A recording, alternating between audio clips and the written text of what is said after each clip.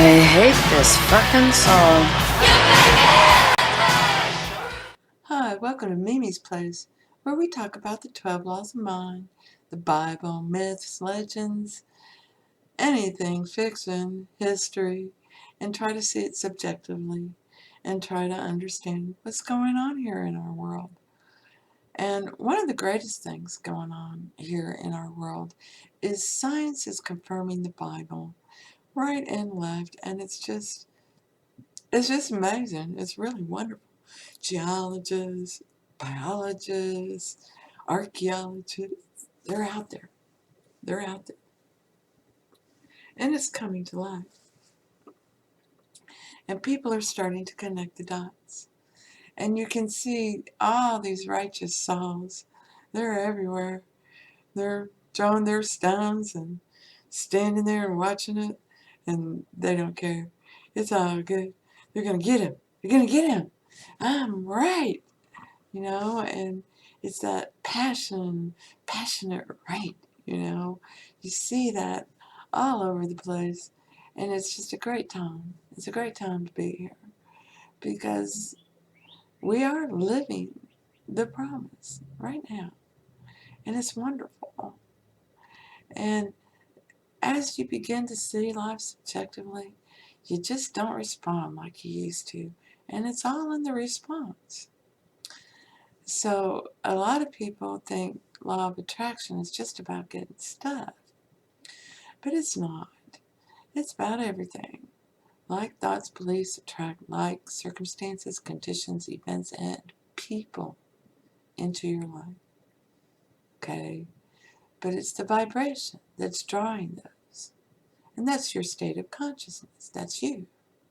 And that's the sum total of your state of consciousness. So you're vibrating. I always get an eggshell in my eggs. You're vibrating. My neighbor's a jerk. You're vibrating, everything that you think about. That's what you vibrate. So your vibration changes all the time. And the frequency is how, loud it's going to be. And that's the passion. That's that love. And the frequency.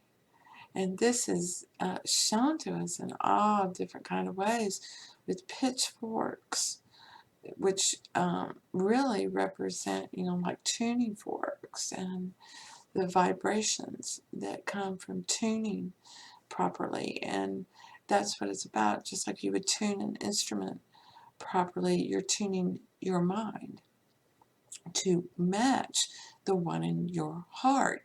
And to do that, you have to see life subjectively, and it's imagine an end. Well, God and divine imagination did imagine an end. They imagined that man would become divine like them. And El Shaddai said, okay, because El Shaddai always says yes.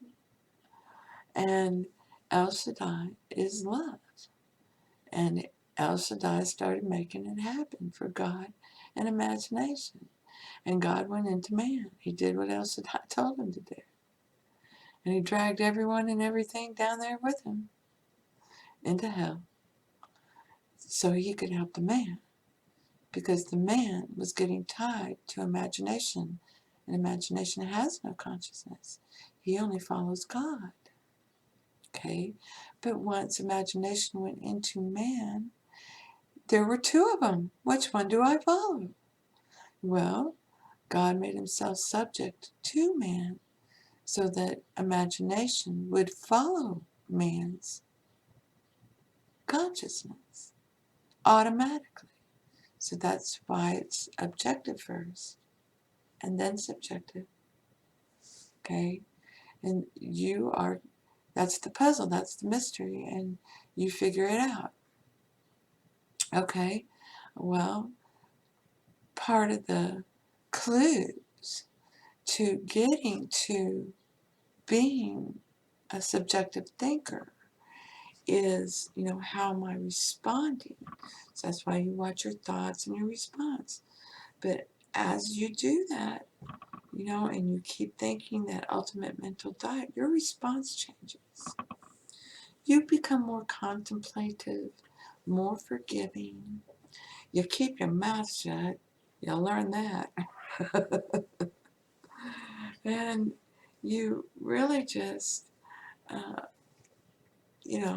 become a watcher where you're watching life. Now, I've been watching people all my life. I've been studying them and watching them and looking at them 9 ways to Sundays, and people are just a beautiful thing. They really are. They come up with the greatest stuff you never imagined. And that's why you don't worry about the how, because it's humanity's imagination that brings it to you. It's based upon your belief. There's a planning session, okay? You want this. God says, yeah, sure, no problem. And imagination says, well, okay, but she believes this and she believes that. That's first 2 chapters of Job. Hey, hi, what's been doing, Satan? Oh, little this, little that. Where you been? Oh, here, there, everywhere. Because he's shaping, okay, that Lamborghini, and he's putting it in your driveway. That's the end of magic, okay? Okay, how's she gonna get there? Well, says God, what's she believe? She believes this. She believes that. She believes this. She believes that. Oh, okay. Well, it's all in her response. It's all up to her. Let her have it. Let her do it. Go. Okay. So he never says no. It's always, how are we going to get her there? Okay. Well, we'll take this way and this way. And on the way, it becomes, a response thing, because you've been consciously doing this. If you unconsciously did it, you would just imagine something and drop it thinking, yeah, like that's ever going to happen. And forget it. You won't think of it again, and then it'll come knock on your door, and you'll deny it. You imagined it. Okay? No way. But people are seeing that more and more. And I just said he's due for a no-hitter, and look, he's threw a no-hitter today. This is how it works. So you don't think about those things. You just trippingly off the tongue and drop it. But now you're becoming aware that that's what's happening. That it's not a coincidence. Yes, it coincides with your imagination. So it's understanding that. So then that's kind of overwhelming. And then you get into that, okay, what is this all about? And you start digging, and you'll hit something that, it was all good, all good, all good, and then the contradictions start happening. But wait a minute, he said this over here. Well, if that's true, how come he said that? Because we've learned more. Okay, there's nothing wrong with the teaching. We've just learned more. So you're applying that new to the old and building something new, something even better, So now it's understand science is confirming everything the Bible has said. There's a consciousness in your heart, and that is God in you. And he's whole and complete right there inside you. And he's that drum beat. He's that paradiddle on the drums. He's the guitar. There's 12 notes in music. The power of 3 inside you. You're the frame they work through. Okay? And you're blessed. You're blessed. Now, all you got to do, as my husband would say, all you got to do is go ahead and start matching your mind to God's. Okay? And you just keep it up. You think about God. That's all you think about. those aspects of God, that ultimate mental diet. And then everything becomes so much better. And you may have one or two objective things that are still tweaking your chain. That just means you still have one or two objective beliefs about that, and that's okay. It's get rid of it, and then there's two ways to get rid of it. I know, layers. You can go this way, and that's revision, okay, the law of revision, the law of perpetual transmutation is what the law is, because it goes both ways. So you can be revising in your head and it goes down to your heart, or you can forgive, and if you forgive, that gets ripped off your heart and out of your head. So that's the two ways. This way is like a drop of water on a rock. It's going to work. It's just going to take more time. But if you really want it to happen, then you rip it off your heart. It's like pulling that Band-Aid, and it rips it all off. It rips the Band-Aid off, it rips the scab off, and there's nice new skin underneath. Okay? And you may have a little glue on the skin, where the Band-Aid was, but that'll come up, you forgive, it goes. So it's understanding how to see it. And, my husband comes up with some great nuggets, like all you got to do. But another one he comes up with is, I don't have to talk to you guys. Talk to them. Yeah, we don't have to listen to you. And I used to think, that's just so freaking arrogant.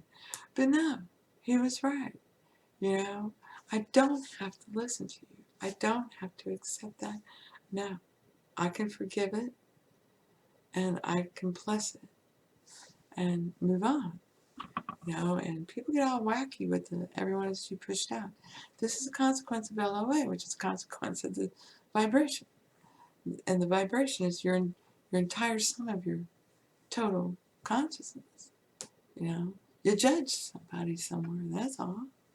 You judge somebody or something. So you just forgive it, and get rid of it. It's not worth your attention, and your attention is your love. It is not worthy of your attention, But there are some things that will come into your mind, come into your consciousness, that you just, as you see life subjectively, you may cry a river over it. I have done this, when 9/11 happened and George Bush came out and made his speech, and all the Congress and Senate were, yeah, yeah.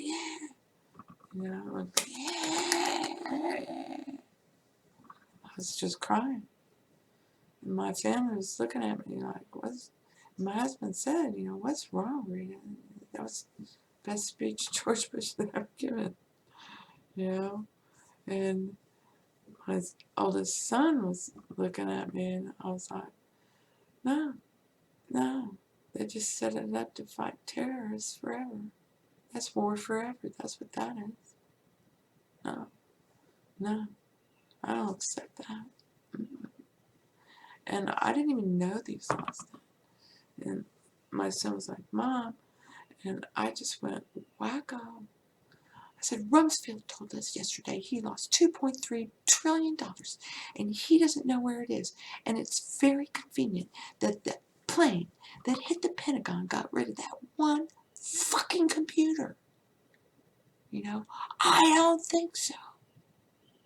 No, this is wrong.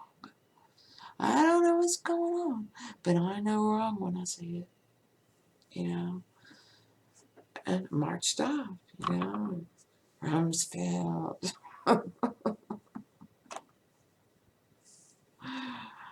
But I forgive him.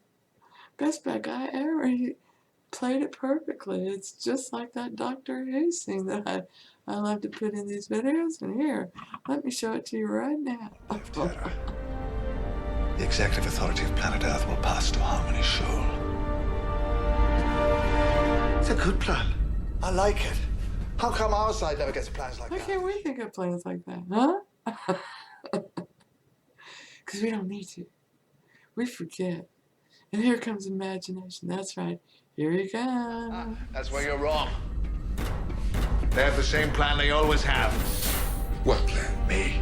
Who's it called upon? Superhero, man. It calls upon man. And man saves the day. And imagination and God. And they all did it together. No, it's too soon. God! This is the doctor! You are the only living thing on Earth that can hear this frequency. Look up! We're coming right at you.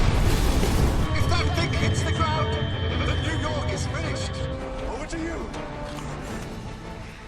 It's a team. We're one. Made out of many. We're a team. You know? This is why we love sports. So I hope this helps. It's just another way of looking at life. And if you ask me, it's the only way. God imagined an end, becoming one with man. You know, so you can go that way and end up at a dead end all the time. Or you can go the other way. And you just keep on tracking. I hope this helps. Blessings to you. And thank you, you wild thing, for being you. Wow.